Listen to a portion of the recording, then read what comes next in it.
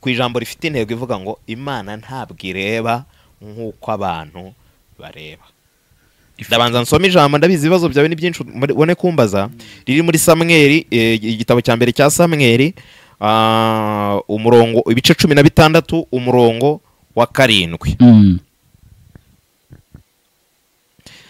Haravuga ngo, ndahera ku murongo wa 6, nuko basohoye aho yitegereza Eliyabu, aribwira ati nukuri uwo Uwiteka yimikisha amavuta nguyu imbere ye. Ariko Uwiteka abwira Samweli ati nturebe mu maso he cyangwa ikirere cye ko ari kirekire namugaye, kuko Uwiteka atareba nk'uko abantu bareba. Abantu bareba ubwiza bugaragara, ariko Uwiteka areba mu mutima. Yesaya ahera ko ahamagara Abinadabu, aramumurikira Samweli, aravuga ati uyu nawe siwe Uwiteka yatoranyije. Yesaya ariyongeza amurika Shama, nawe Samweli aravuga ati uyu nawe siwe Uwiteka yatoranyije. Nuko Yesaya amurikira Samweli abahungu 7, maze Samweli abwira Yesaya ati aba sibo Uwiteka yatoranyije. Samweli abaza Yesaya ati abana bawe bose naba? Aramusubiza ati hasigaye umuhererezi, ariko aragiye intama. Samweli abwira Yesaya ati mumutumire bamuzane, kuko tutari bujye kurya ataraza. Niri jambo nshaka ko tuvuga uyu munsi, ariko rifite intego ivuga ngo Imana ntabwo ireba nk'uko abantu bareba. Yego, nicyo nshaka kuvuga uyu munsi wa none. Hari umuhungu witwa rero n'umugabo yitwa Theo, bose babireba. Aravuga ngo abantu bo bareba igihagararo, nawe yarabiririmbye.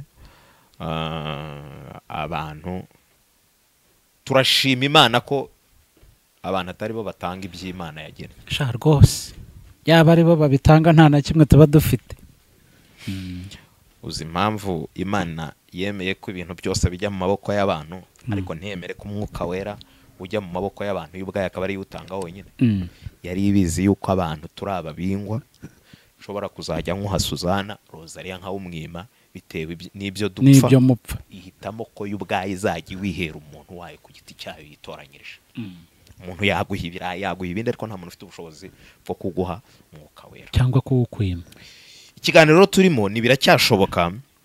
Ndifuza kuganira n'abantu bameze nk'abatawe, bitewe n'uko bavutse, bitewe n'uko abantu bababona, bitewe n'indeshyo, bitewe n'igihagararo, bitewe n'ibyababayeho. Akenshi mu mateka y'abantu, iyo turebye tubona ko hari abantu bakwiriye ibyiza. Iyo tugiye kureba rero abantu bakwiriye ibyiza, tureba ku gihagararo, kavuga turi umuntu uko biri kose nkurikije uko areba yabona iki, yabona akwiriye ibi n'ibi. Ni nayo mpamvu akenshi hari abantu twagiye duciraho iteka, ariko uyu munsi wa none bakaba baragize amahirwe. Ndaguha urugero.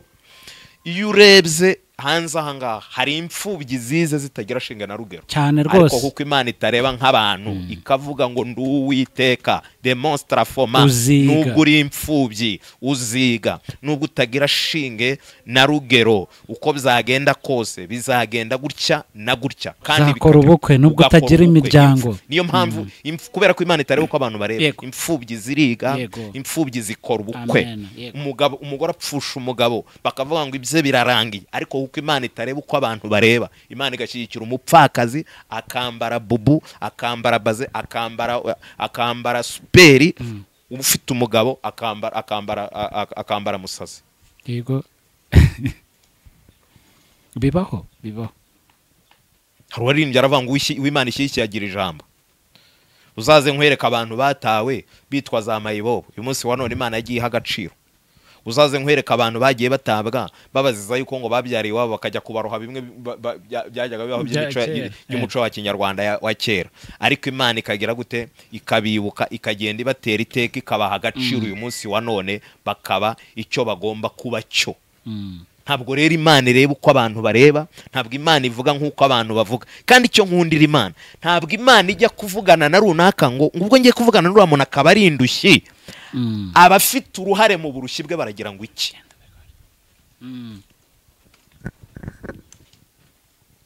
Uranyumva neza? ntabwo Imana ijya kuvugana nawe ngo kubera ko urindushye ngo ivuge ngo nimvugana nawe ngo kandi nzi ko ari indushye ngo abantu baragira ngo iki. yego Imana ntigira isoni. Imana ntigira isoni, Imana ntabwo ikora nk'uko abantu bareba. Aya ni amagambo twasomye y'umugabo ya Dawidi, yo kwimikwa kwa Dawidi. Mu bibazo Sawuli yagiranye n'Imana, Imana yafashe icyemezo cyo kumukura ku ngoma. Ubu hari abantu Imana yafashe icyemezo cyo kwambura agaciro bari bafite. Ubushize narakubwiye ngo ikenyuruza abami kugira ngo idukenyeze, ntabwo kugira ngo ukenyere hari abiba yakenyuruje. Dawidi kugira ngo ahabwe iri sezerano ryo kuba umwami nuko yari afitanye ubusabane n'Imana. Niyo mpamvu hari abantu batawe ariko bakaba barubatse ubusabane n'Imana, bakaba bibaniye neza n'Imana. Niba ari agapfubye ariko kaba gasenga, kareka Imana ifite ukuntu izahindura amateka yako. Niba ari umupfakazi ariko akaba ari umupfakazi wubaha Imana, Imana ifite ukuntu izahindura amateka ye. Niba atarize ariko akaba afite ukuntu yamenye Imana, banye n'Imana, tegereza Imana ifite ukuntu izamutera iteka. Wikiheba, wikihebura, kumva ko byarangiye. No mu ishyamba Imana ifite ubushobozi bwo gutuma ba Yesaya na ba Samweli bakaza bakagukurayo. Dufite abantu bayoboye ibihugu baraturutse, bari impunzi mu bihugu by'amahanga, bakagaruka Imana ikabagaho kondo mu bihugu birukanywemo bazira ubusa cyangwa se bazira ibindi bintu runaka. Imana ifite ubushobozi bwo kugukura muri ayo mateka y'iwanyu, kabone n'ubwo iwanyu baba batagushyigikiye mu iterambere no mu buzima bw'imibereho, Imana ikakugirira neza. Samweli ngo agiye kwimika Dawidi, agenda nawe atazi uwo ari bwimike. Imana yamwemye amakuru. Imana imwima amakuru, yimubwira ko ishaka kwimika umuntu, kandi uwo muntu yamubonye kwa Yesaya mu rugo runaka. Aragenda kwa Yesaya, hariyo umuntu nabonye ngo akimara kwahinguka. Yesaya yarabibonye ko yakiriye umutambyi, bagombaga guteka bakarya bakanywa. Ntabwo kwakira umutambyi byabaga ari ibintu bisanzwe. Agenda yikandagira, anafite n'ibibazo by'uko bishobora kumenyekana, ariko Imana imubwira yuko atwara inyana. Ibanga ryo kwimika Dawidi rigenda ryihishe mu nyana. Agezeyo bategura ameza, aravuga ati ariko uko biri kose turabanza dukora icyo Imana idutumye. Kari akantu ndagakunda, nta muntu ushobora kungaburira ntarakora icyo Imana intumye nanjye burya bishoboka. Biriya bintu ni naho abenshi abahanuzi bapfira. Ubundi kurya biza nyuma y'imirimo mwakoze. Umuntu babanje kugutega izo nkoko nayo mafi, ubundi wabura kuvangirwa gutyo babanje kugutega ibiryo. Ubundi subwirwa n'iki kwaho ugiye kurya hejejwe.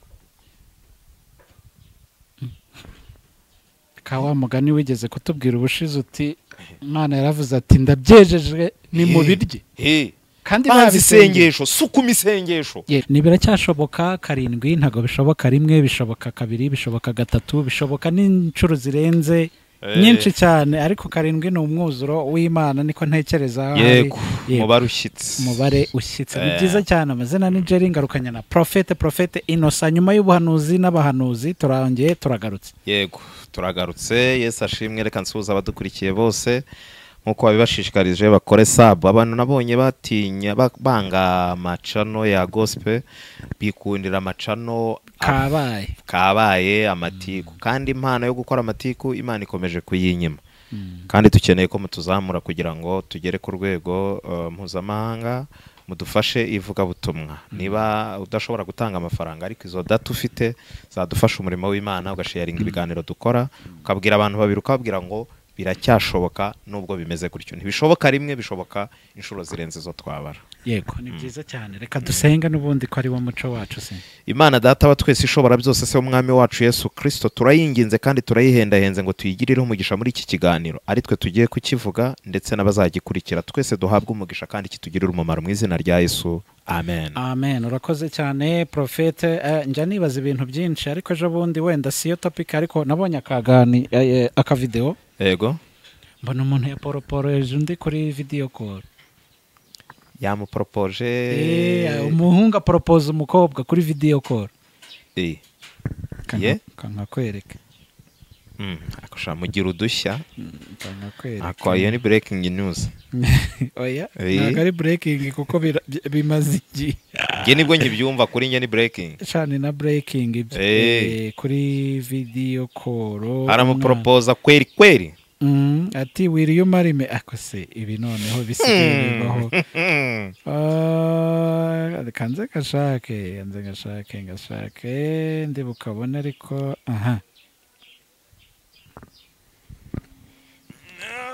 Okay.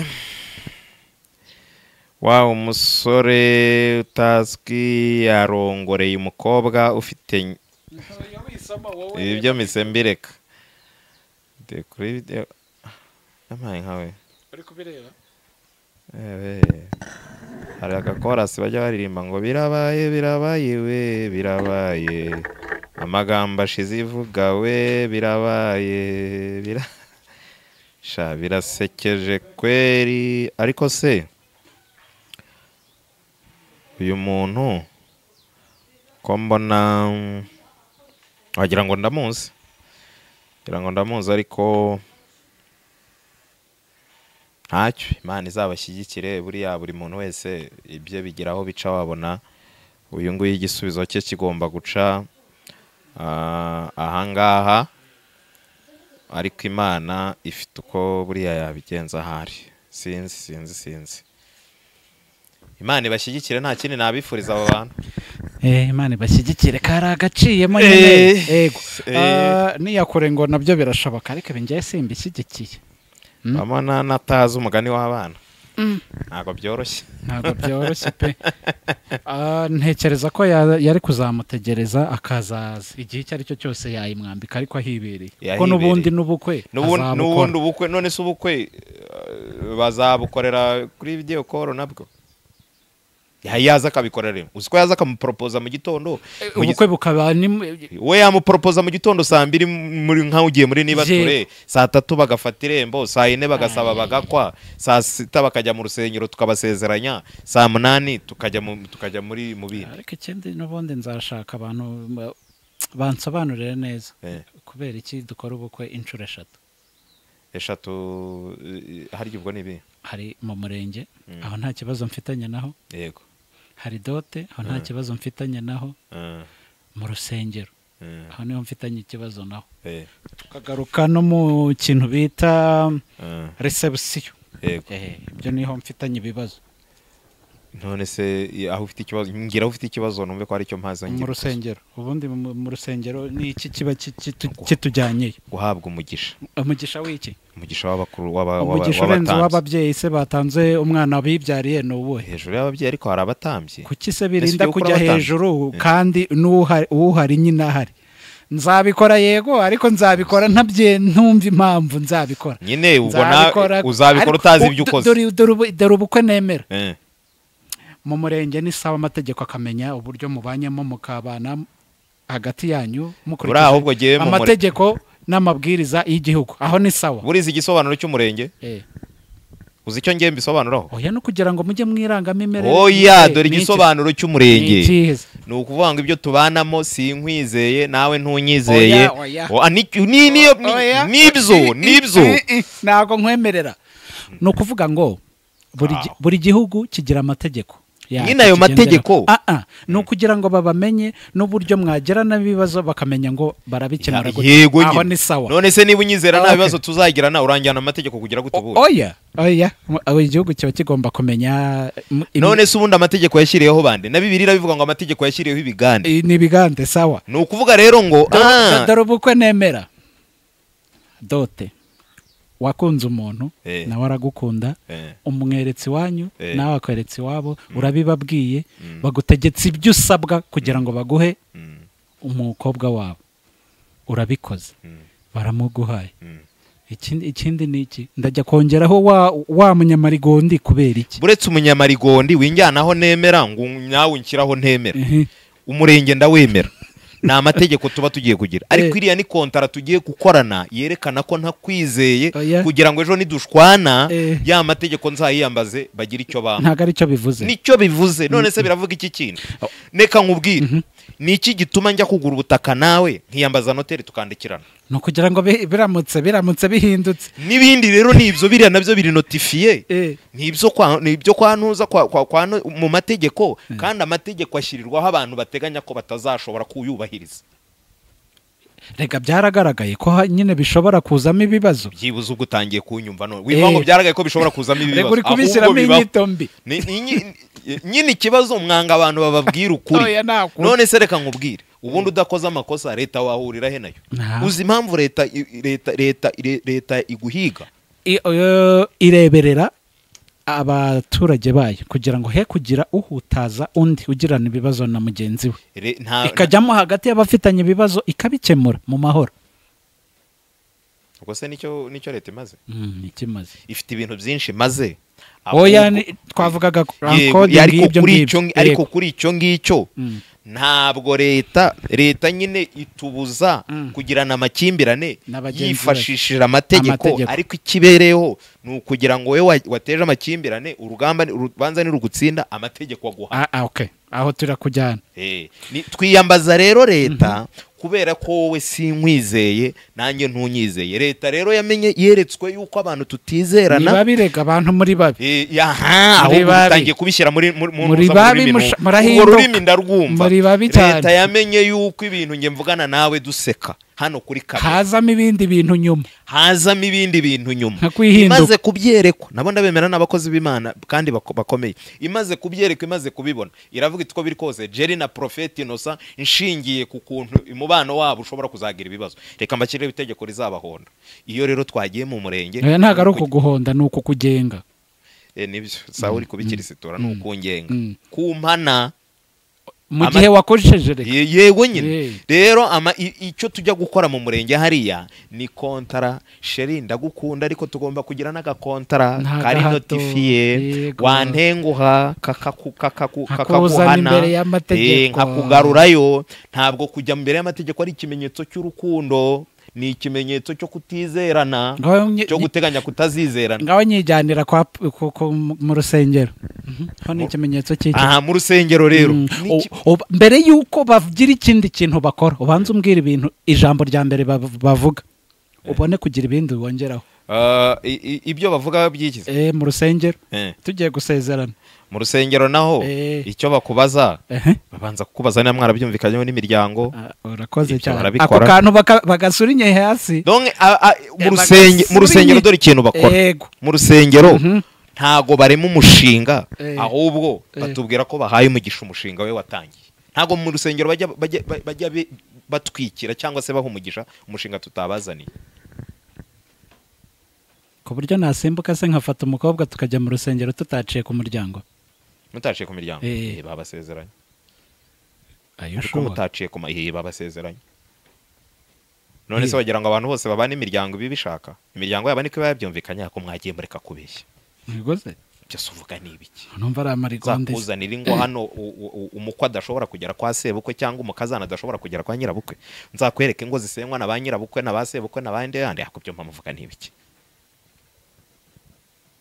kunda umwana, Imana nigufasha ikamushyigikira, ugende babaho umugisha, ariko umubyeyi wawe namwanga wamukunze ntibizakubuze kumushaka, kuko umubyeyi wawe ashobora kuba afite indi choice n'indi myumvire. cyane noneho nk'iki gihugu cyacu gifite amateka akakaye, harimo abantu nk'ubu ngubu batagaragaza amoko hano kuri kamera n'ahandi hantu runaka, ariko bakiyafite ku mariri yabo.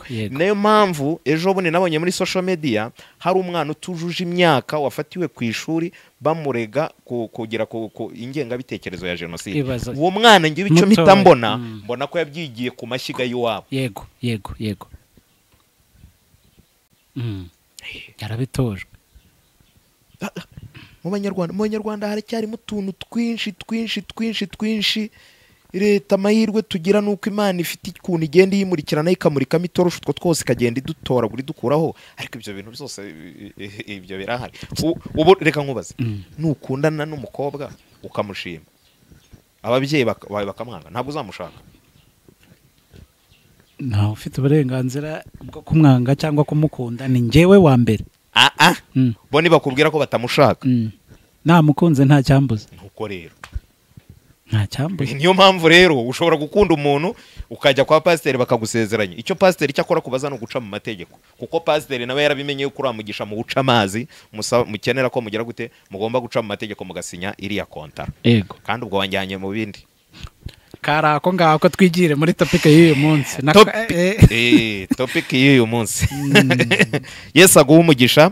uyu munsi wa none numva nshaka kugira ngo tuvuge ku ijambo rifite intego ivuga ngo Imana ntabwo ireba nk'uko abantu bareba. ndabanza nsoma ijambo, ndabizi ibibazo byawe ni byinshi ubone kumbaza. riri muri Samweli, igitabo cya mbere cya Samweli umurongo ibice 16 umurongo wa 7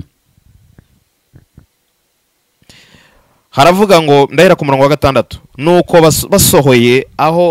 basohoye aho yitegereza Eliyabu aribwira ati nukuri uwo Uwiteka yimikisha amavuta nguyu imbere ye. Ariko Uwiteka abwira Samweli ati nturebe mu maso he cyangwa ikirere cye ko ari kirekire namugaye, kuko Uwiteka atareba nk'uko abantu bareba ubwiza bugaragara, ariko Uwiteka areba mu mutima.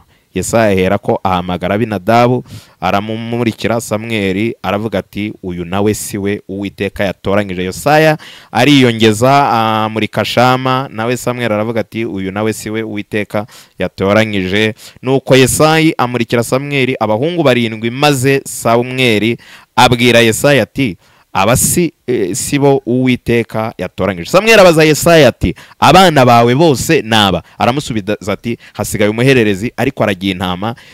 Samweli abwira Yesaya ati mumutumire bamuzane kuko tutari bujye kurya atarasa.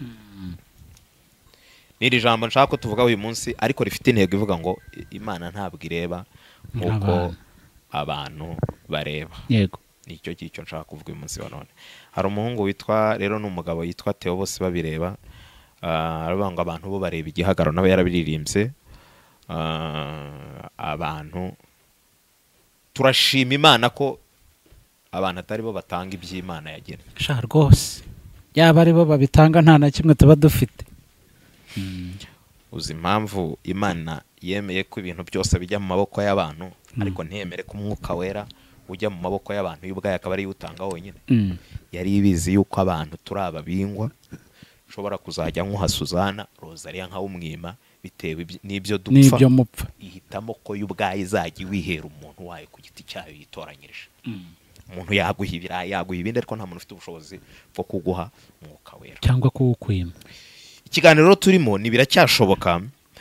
Ndifuza kuganira n'abantu bameze nk'abatawe bitewe n'uko bavutse, bitewe n'uko abantu bababona, bitewe n'indeshyo, bitewe n'igihagararo, bitewe n'ibyababayeho. Akenshi mu mateka y'abantu iyo turebye tubona ko hari abantu bakwiriye ibyiza. Iyo tugiye kureba rero abantu bakwiriye ibyiza tureba ku gihagararo, kavuga turiya muntu uko biri kose nkurikije uko areba yabona iki, yabona akwiriye ibi n'ibi.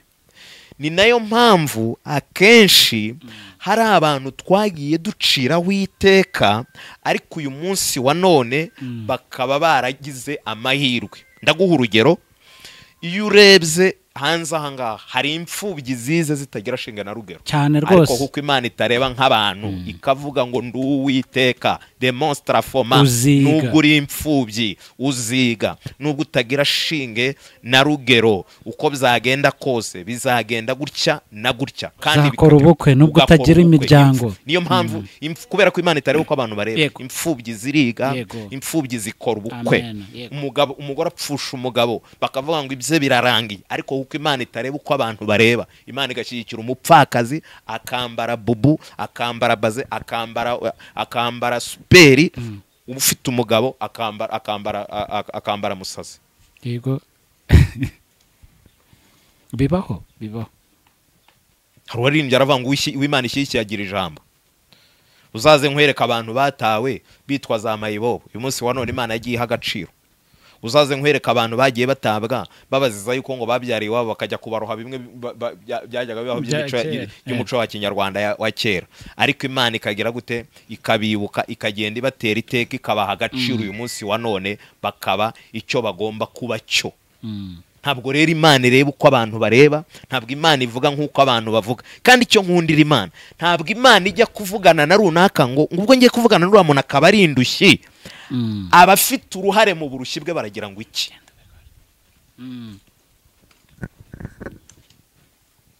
Uranyumva neza?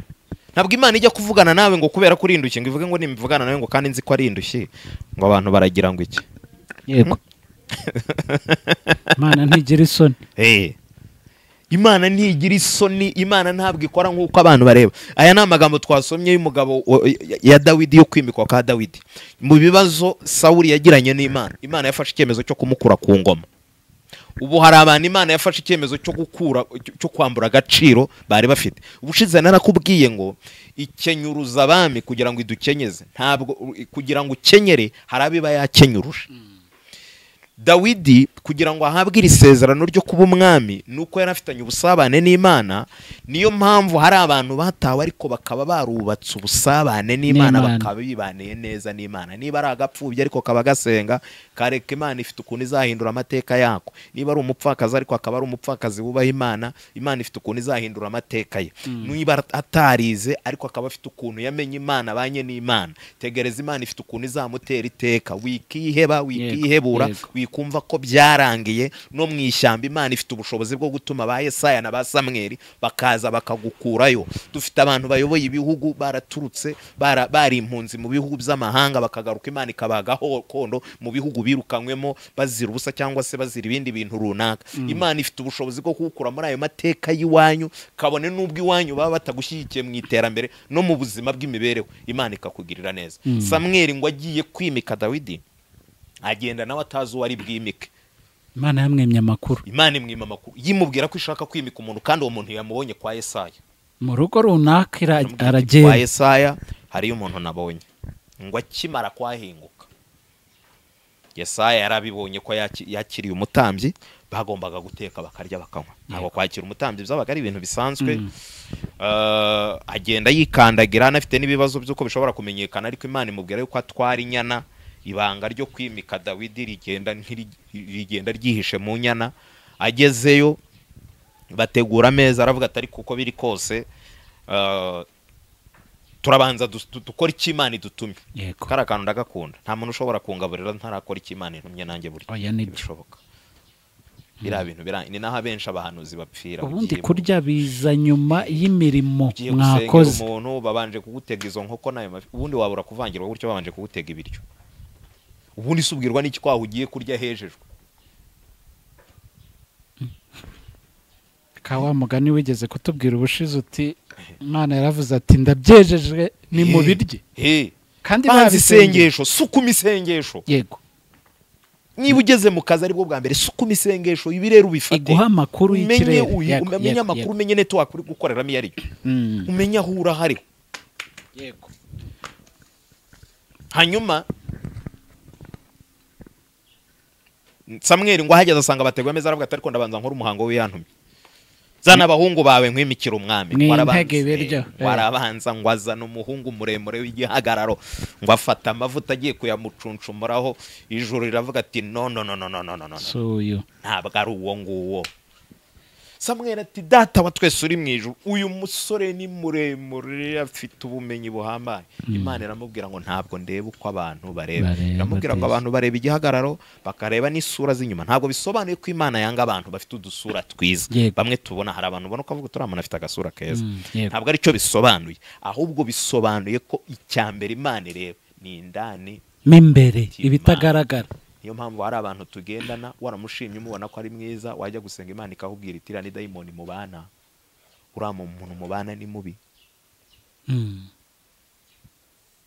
Uretse umwuka wera ugenda uduhishurira abantu ibico baducira, ubuzima bwacu bwarangira. Imana ifite ukuntu igenda ibisenya. Ibyo ibona dukwiriye kugiramo uruhare mu kurwana izo ntambara, iduha imbaraga n'ubwenge bwo kuzirwana. Izo tudashobora ikazirwanira ku giti cyayo, tukajya izirwana. Ubu kuba uriho hari intambara irwana. Yego. Hari n'iziguha ubwenge ukamenya uko ubyitwaramo. Ubu mu minsi ubayeho ntubuze ibibazo watewe n'abantu kandi wari wabizeye. Ntabwo byabura cyane. Ufite abaguhombeje, ufite abo mwagiranye kontara barayica nk'uko twavuze tuvuga bimwe by'amategeko. Ufite abakwambuye, ufite abakubeshye, ufite abo watije ibikoresho bagukuzaho bakabijyana cyane. Ufite abo mwabanye mu nzu utashye usanga bimutse, yari ugeze kubinkora ntacyo nsanga yimutse. Yimukiye. Uziko abantu umugome ntagira konje gatsinda. Ankuzaho ndirimba urwo mbonye, nsenga Imana, Imana irambwira iti humura nzagushumbusha. Imana iranshumbusha. nigeze guterwa n'igitero cy'abajura saa 9 z'ijoro nyohererejwe n'umuntu twakoranaga mu kazi. Reka n'ubundi nta wapfa kukugiraho ikintu kugiraho ingaruka atagufiteho amakuru ntawe. Aba bantu rero bose badufiteho amakuru tubana akenshi nibo batwangiriza ubuzima, nibo baduhemukira. Bantu munkurikiye nta muntu wakuroga mutabanye, niyabona mutabana tumuwo mubana, yego atumukuri hafi cyane, nta wakugaburira bizi kutaryiwe ngo ashyiremo uburozi, akoresha ba bantu bawe bari aho hafi. Abantu bayibike kugira amakenga. Twe rero tureba ku masura abantu tukabeza tukabagira batagatifu. Imana yabarebe kabana na mashitani.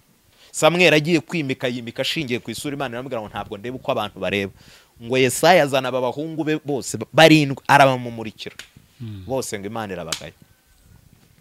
Yesaya aravuga ati twirire kuva diro yanze nta kundi twe kwicwa n'inzara. Reka nkubwire muntu ukurikiye biracyashoboka. Umugisha Imana yaguteguriye uzaba nk'iho ari hagama abantu nta kintu na kimwe bazigera bakora ngo gikunde utarahagera Imana yagenye kugeza. Ntibishoboka. Izababuza amahoro, harabo yabuza kubona visa, harabo yabuza gufata indege, harabo yazimirizaho indege ntizake kugeza ugeze ku cy'Imana yagenye ku buzima bwawe. Amen. Samweli aravuga ati ntabwo turi burya. Arabaza ngo nta wundi mwana mufite muri uru rugo, nta wundi muntu muzima, nta wundi muntu mugira. Yesaya arasubiza aramubwira ngo turamugira ariko ari hehe? Ari mu ishyamba. Mu ntama pfiyo. Aba mu ntama. Nababwiye igihe kimwe Dawidi ajya kugirira neza Mefiboshethi. Cyasiba cyaravuze ngo arahari ngo ariko ari Lodebari kwa Makiri imwe na Miyeri. Ubu hari umuntu bahinguka bamubaza amakuru ye bakavuga bati Gerard aho arahari ariko afite umutwe munini. Cyangwa n'umujura. Akakubwirira akakuvugira amakuru mabi akemeza ko hari ariko akongeraho comment kwica ukapfuhagaze. Arahari ariko si umuntu. Arahari ariko nta buhamya agira, kandi ubuhamya niwe wabwangije. Arahari ariko nta gikundira agira. Dufite abakobwa pfusha amakwe gutyo, ni mwiza ariko iyo umurebye nta mutima agira. Ni maraya, ni ibi. Umuntu akabura akazi gutyo, akabura umugabo gutyo, akabura agaciro gutyo, akabura igikundiro gutyo. Iyo utamenye Imana itareba nk'uko abantu bareba ngo yegere igira abantu ibuza kurya, yego cyangwa Imana ikagira abantu ihagarara ku masorori yabo ntibakore mutarahagera. Ntarahagera pe. Nyamara ndahanuye muri biracyashoboka sinzi umuntu manuriye. Hari abantu Imana igiye kubuza kugira icyo batamira utarahagera ngo wakire icyo ugomba kwakira uko byagenda kose. Ubu buhanuzi ubwakire nk'ubwawe. Kandi reka nkubwire ko Dawidi kugira ngo bajye kumukura mu ishyamba aze yakire umugisha, yakire icy'Imana imutumyeho ikoresheje Samweli, byasabye ko muri babandi b'ibishongore batoranya mujya kumusigariraho, bohereza umuntu mu ishyamba ujya kumusigarira ku matungo kugira ngo aze. Yego. Nuko Imana ijya ibikora. Hari umudamu witwa mama Samweli akimara kubyara Samweli yaravuze ngo Imana irica kandi igakiza ikiri kuzimu kandi ikakurayo, ariko avuga akantu gakomeye aravuga ngo igifata intebe z'inyuma ikazikurura ikazizana imbere, igafata n'iz'inyuma ikazohereza inyuma, iz'imbere ikahita ishyira inyuma. Imana irakuzi kugeze ku gihe cyo guhura n'Imana ikubonamo mu mutima, kandi zinyira runaka na runaka wishanukije akaba yicaye mu mwanya wawe utaruwe, ifite ubushobozi bwo kumukura muri uwo mwanya ikamwohereza aho wari uhari, aho wari uri akagusigariraho, kandi akagusigariraho burundu utazagarukaho imbere, ugatambuka ukanza ukicara imbere nawe aho ugaragara nk'abandi bose. Kuko Dawidi yakuwe mu ishyamba n'ukurutamatama ngo ariko akimaze kuhagera ihembe riratigita riranyeganyega, ngo Samweli aravuga ati n'uyu nta wundi ubu noneho twarya, ngo amucumuriraho amavuta aravuga ati uyu niwe ubaye mwami wa Isiraheli. Babandi bose bari aho bareba gutyo nk'indagara, bandi bareba nk'amafi yafashwe n'indobane. Ndashima Imana ko ari ibyikorera mu ibanga ariko ari n'ibyikorera ku karubanda. N'abanzi bawe bagukikije, n'abanzi bawe bagize gute bagukikije bakureba. Dawidi rero akomeza kurwana intambara amaze no gusatira urugamba. Urabizi ko Sawuli yakomeje kumuhiga, niho yavuze rya jambo nigeze kuvuga, navuze mu kindi kiganiro rivuga ngo Uwiteka niwe mungeri wanjye, ntabwo nzakena. Andyamisha mu cyanya cy'ubwatsi bubisi, ansiza amavuta mu mutwe, igikombe cyanjye kirasesekaye. Avuga ibintu bikomeye, aravangwa kandi antegurira ameza imbere y'abanzi banjye. Imunsi yamaraga gucyura isanduku y'isezerano ayigejeje mu ihema, umugore we yaramuneguye. Amaze kumunegura, Dawidi aramusubiza aramubwira ngo Imana natambiye ni nyir'ijuru n'isi, niyo yampaye icyubahiro. Aravuga ngo ninkomeza ngo kandi kuyubaha, bari abantu nabo uvuga yuko bashobora kuba bangaye bazakomeza banyubahe. Ariko acomekamo akandi kantu k'inyuro. Hari inyuro zejejwe, mujye mwibuka gucyurira abadayimoni, mubakubita inyuro zejejwe, kwa mucyurira inyuro yejejwe. Aramubwira ngo iriya Mana natambiye nabyiniye niyo yambuye ubwami so ikabwima n'abasaza bawe, yarangiza ikabu. Ndashima Imana ifite ibyo yambuye abandi, yarangiza ikabiduha kubw'izina ryayo. Imana ihabwa icyubahiro. Ngo umugore Imana ihita imufunga indi byara, birinda birangira kubera icyo yaravuze nivuzivuze. Sikuru urimo ari rubi kandi ni na rwiza. Na Bibiliya iravuga ngo ururimi ni inyama mbi, ni inyama itwika, ni inyama ariko ishobora gukiza. Wowe rero wihebye uvuga ngo ndi iki n'iki, uko waba uri ko kose, niba ubana n'Imana, ntabwo igipimo cy'amahirwe Imana iguha gipimirwa ku rukundo abantu bagukunda. Ntabwo igipimo cy'amahirwe Imana iguha gipimirwa ku cyo Imana ku gaciro abantu baguha. Imana ishobora kukugirira neza atari uko abantu baguhaye agaciro. Ba Mefiboshethi baratabawe kandi batabiciye kuba batangiye amakuru, kuko wamutangiye amakuru avuze ko mugaye ibirenge adakuye amugisha. Ariko Imana kuko yagennye kumugirira neza, Imana imukorera ikigomba kumukorera. Esiteri wari umunyagano, Imana yategetse yuko atungwa inkoni, yari umuntu utagira epfo na ruguru, ahinduka umwamikazi. Biba n'inzira yo kugira ngo abayuda bose bazatabarwe. Dawidi wari waratawe mu ishyamba, ndetse abasesenguzi bavuga yuko ashobora kuba ari umwana wavutse mu nda zitateguwe, bigatuma ari nacyo cyatumye amateka amwohereza hariya Isa amwikiza amushyira mu ishyamba kugira ngo atazayagirana bifu na mukase n'abandi bana ba mukase. Ariko Imana ntabwo ireba ukuntu umuntu yavutse, ntabwo ireba uko umuntu yabyawe. Ushobora kuba waravukiye Faisal, undi akaba yaravukiye mu muringoti bitewe n'amateka. Ibyo ntibizabuza Imana gukora ikigomba gukora. Ntabwo urugo rwawe ruzakomera kubera ko wakoze ubukwe bwiza gusa. Oya, ushobora no kuba warabukoze nka bwa bundi bwa mwene data ujya uduhamya bw'uko yakoreye ubukwe muri Nibature, ariko Imana igaha umugisha urugo rukabaho. Yego disi, muri Nibature n'imigati n'ipakiye y'umugati n'inusu y'isukari bangicyaye. Yarabivuze rwose, nzamubazanira ahangaha. Imana ifite ukuntu ibigenza. Ntabwo Imana ireba uko wavutse, abakubyaye, uko Imana y'ubwayo ifata icyemezo, kandi icyo yemeje nta mwana w'umuntu ushobora kugira gute, ushobora kucyanza. Ngiye no gusoza kandi, Imana ntabwo ireba nk'uko abantu bareba. Abantu iyo bakurebye babona ibyiza atari we bikwiriye. Imana yo yakureba ikabona uruti bishongore, ikabona uruti bikwerere, uwo munsi ikakwemeza. Nyuma yo kukwemera ikakwemeza n'abantu.